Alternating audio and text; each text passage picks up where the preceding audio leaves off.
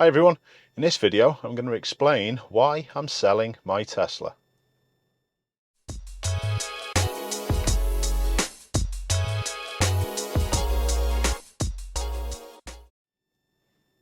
Before we go any further, the first thing I would like to mention is about a new Viofo dashcam that I've been sent. It's the A139 Pro.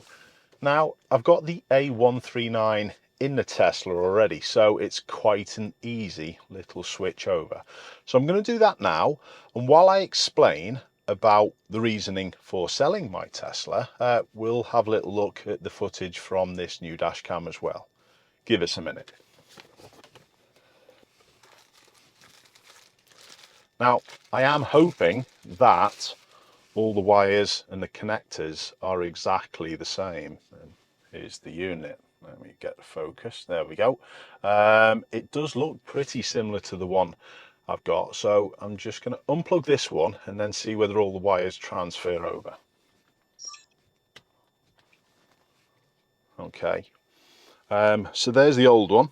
I've even got the microphone that comes with it, and this is a good thing about these A139s, whether it's the Pro or whether it's the normal one that I've got. Well, I've got both of them now, but either or, they come with an external microphone, and I do find that the actual audio from this is much better. Now hopefully, fingers crossed, this mount just gets straight onto this next one. Let's have a look.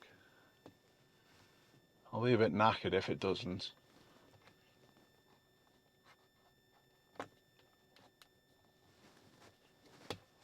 Ooh, this looks promising.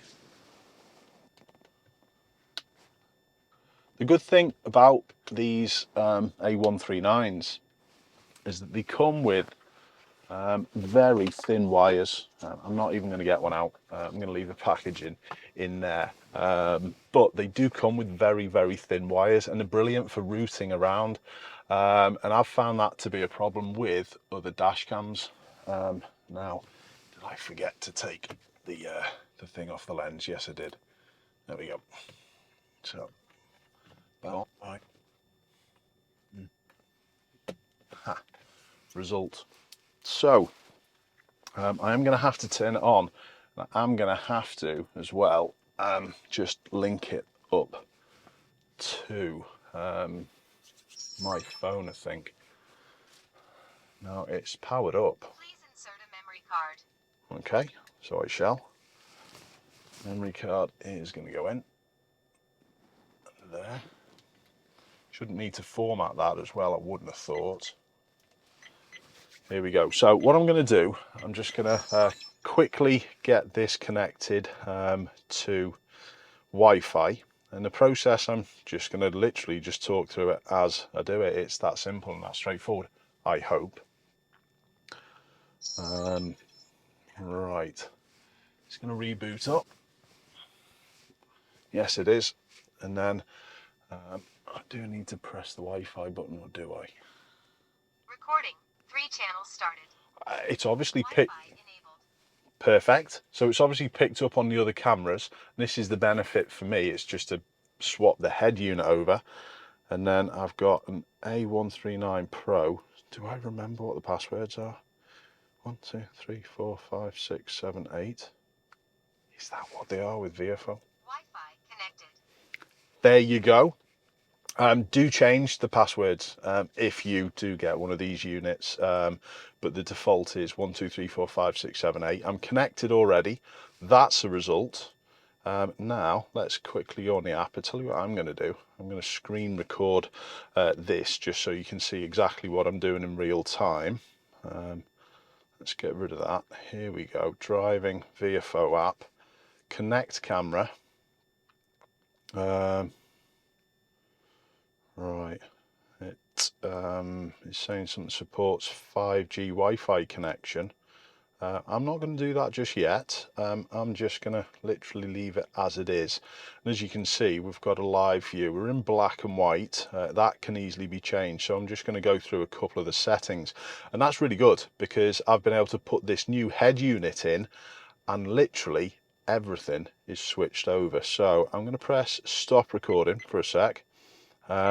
First thing I like to do is to put the loop recording on 3 minutes. Video resolution, let's have a quick look at this. We have 4K at 24 frames a second. Personally, I wouldn't do that. I would go for this 4K one at 30 frames a second, because if you get slightly higher FPS, you've got better chances of seeing number plates as they drive past you.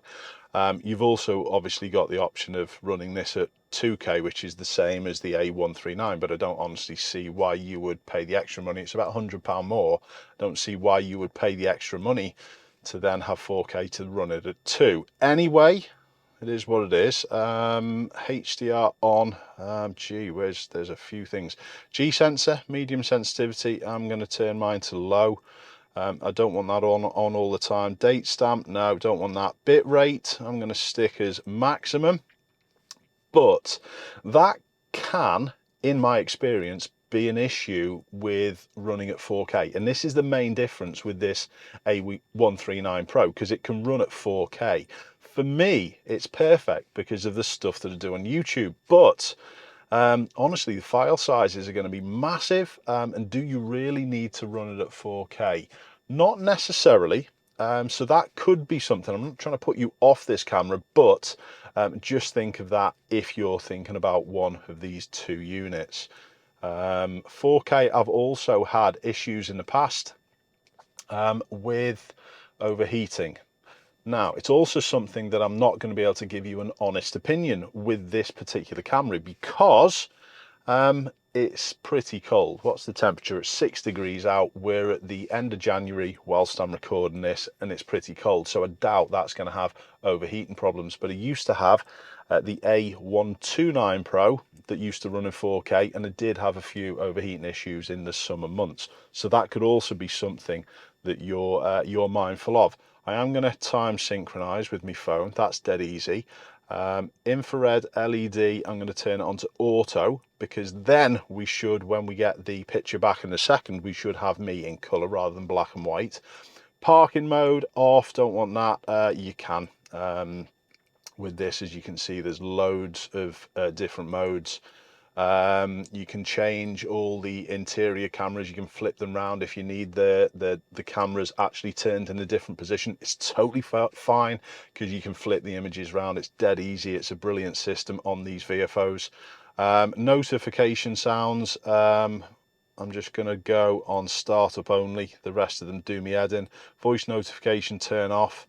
Let's have a little look. GPS, yeah, we want that on. Speed in miles an hour, yeah, we'll have a go at that. And GPS info stamp, yeah, speed and coordinates, yeah, I'll go with that. Camera model stamp, yeah, I'm going to leave that on for now.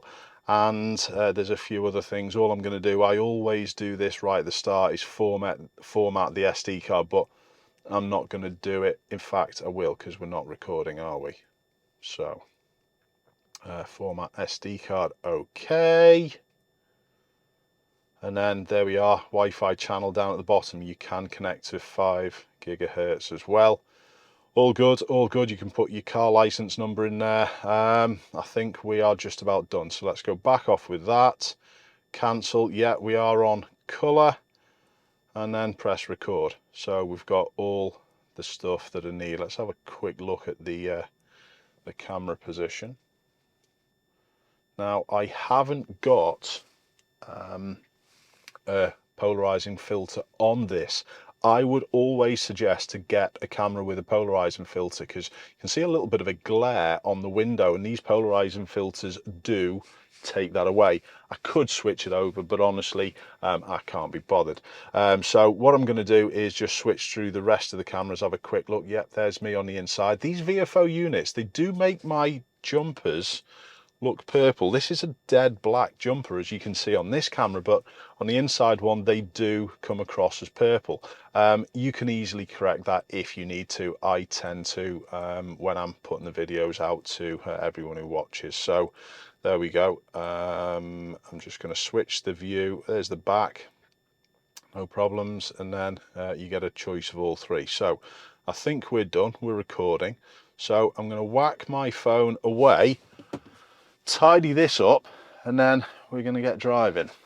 Give us a sec. While we're there, there's the polarizing filter on the end of that camera. If it will focus, yes it will. There it is. It's just this thing here on the end. It just takes the glare away. Like I said, I'd definitely recommend one of them. Sound. Right, I'm just going to stick this away and then we will get working. So why am I selling the Tesla? Well, I've had it for just over a year. I did get the Tesla to have a look to see what electric car ownership is like, and I'm actually really impressed with electric car ownership. It is something that I am going to do in the future for sure, but my main line of work, as you know, is the driving instructor training and teaching some learners. So honestly, I still need the manual car. I've got the Golf fixed as well, which has been a massive weight off my mind, and I've been probably delaying getting rid of the Tesla because I've had the problems with the Golf. So now the Golf's fixed, touch wood, it seems the perfect time to have a well, see if we can get this sold. So I did get the Tesla, like I said, for the channel. Electric car ownership's been fine. My missus has got an electric car, so I'm still going to carry that on, but it just seems absolutely pointless for me to have two vehicles. I'm thinking of not necessarily the cost, because the ownership of this Tesla hasn't been too bad, to be honest. The used prices have taken a little bit of a dip recently. But honestly, the cost side of things isn't the biggest thing on my mind. We've got limited space on our path, and this is something that everyone should be mindful of, that if you've got cars that you don't actually need, why have them? There's too many cars on our roads anyway, so that's probably one of the main things on my mind. You're all right, mate. What was that footage like in 4K of me just letting that lorry driver out? I'm going to try and put some compares of the old footage side by side with what we're seeing now, and from the A139, just to give you a little look at the difference and see whether 4K is significantly sharper. I did tend to find that the footage from the A139, not the Pro, I thought the old footage was pretty good, so I'm expecting this to be another step beyond. So yeah, it's not worth me having two cars. There's an eco mindset that I'm also thinking of as well, not just the fact that there are too many cars on the roads and it's pointless me having two of them. So someone else then can have this car, and then the CO, or the carbon emissions that were produced in the making of this vehicle, then someone's actually getting the benefit of having the electric car now and not producing as much CO2. I'm not going to go into this discussion now, but the point is, there was no point me buying this and just leaving it, letting it sit on the path. If you're going to buy an electric car, you need to use it and not just let it just be a trophy. So someone else can make use of this thing. I've had no issues with the car. I recently did a video on 5 likes and 5 dislikes of this thing, and honestly, I love being in it. It's super comfortable. As far as economy goes of electric cars, it's still one of the best vehicles out there. I don't think Elon Musk has done the best job for Teslas over the last little bit, and I'll just move on to this now. 6 or 8 months ago, I probably could have sold this car for probably about £3,000 over what I paid for it. But since Elon's been on a mission, that's all changed. So I am going to take a fair bit of a hit on it. But like I said, it's not something that is really in the forefront of my mind. I love the car. It's brilliantly equipped. It is just the basic model, the standard range plus. It'll still do 0 to 60 in under 6 seconds. There's plenty of power. On a decent run, you'll get easily 240, 250 miles out of, I think it's got a 60 kilowatt battery. Charging speeds are really good. The network's amazing. I've got no reason to dislike it, but unfortunately, it is time to go. So what do I plan to do with it? I've looked at maybe selling it through maybe even CarWow, maybe We Buy Any Car, and to be honest, the prices that they offer are always pretty low. The market at the moment for these with this type of mileage, it's only just done over 5,000 miles in the year and a bit that I've had it. The market value is ranging from 37 up to £40,000. So I literally want rid of it quick, so I'm actually going to put it up for sale for 36. If I get £36,000 for it, I'd be really happy. I'm not going to even advertise it on Auto Trader yet. It is something that I've toyed with, but with the viewership that I've got, I'm pretty certain there's someone out there who could be in the market for my car. I know it's a cheap shot trying to sell it on YouTube, but it's what I'm going with. I am selling it right at the lowest level of the market. It's also VAT qualifying as well, because I've bought it through my media company, which is effectively YouTube. So if you're a company and you're looking for a vehicle, that's something that can be a massive benefit, because you can claim the VAT back on it. Yeah, that's all as it should be. There's no finance on the vehicle. I paid for it outright. So if anyone who's looking for a Model 3 and you're thinking of buying maybe a new one, just consider mine. It's a year old. It's done 5,000 miles. It's been really looked after. There's no scuffs or anything on any of the wheels. I've actually got a spare wheel trim that I bought. I've got the rubber mats on the inside to make sure any water or anything or any mud off your shoes isn't going to be collected into the carpets. What else is there? There's the jacking pads I've bought for it. There's loads of little different extras, and I'll even throw in a dash cam if you want this one. If you purchase the car, not a problem. There's no issues. You tell me which one that you think would be best suited to you. If you want the better resolution, this 4K one, I haven't even seen it yet, but if you want that one, that's not a problem. It's already fitted. It's not hardwired, but it is into the cigarette lighter, and the wire's fed properly up through all the pillars, and it's all connected all nicely. It's just fit and forget. So that's something that may also be a benefit. I know there are other vehicles on the market. I know Elon, like I said, has taken a little bit of a battering with what has gone on over the last little bit. But the Teslas are cracking value at the minute. Like I said, it's dropped probably maybe £9,000 in the last 6 or 8 months in value. And I can't see that drop continuing or so much further, considering for that sort of price, you're then potentially looking at a Volkswagen ID3 for similar money, maybe even a little bit more.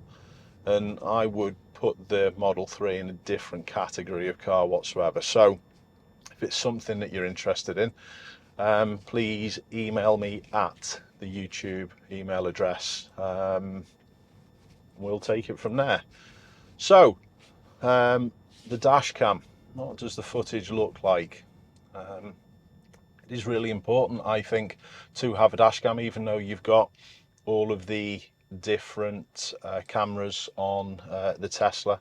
You've got front, back, side to side that's saved on a memory stick in the glove box. It's got no audio on it, and quality isn't brilliant, so this gives you this added protection if you were to have an incident. You literally covered all around the car with the camera systems that are on this thing. But please let me know in the comments what you think of my decision to sell it. Is it the correct time?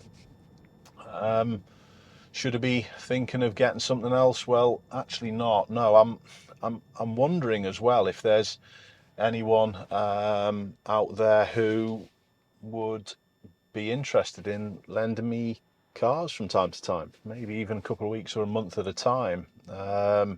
Different things that maybe we could see in a channel. So if you're connected to any dealerships who want to lend me a demonstrator for a little bit so we can get a little bit of variety on the channel, that would be absolutely brilliant. I would probably say that I'm going to stick with the electric theme or the hybrid vehicles if I'm going to feature them on the channel and do maybe a couple of road trips with them, but I'm willing to have a look at anything. So if you are in that situation, you can help me out with that. Also, please give us a shout. Anyway, take care, please buy my car, and I'll see you soon. And I forgot to say, I'll even come and deliver it to you in the UK.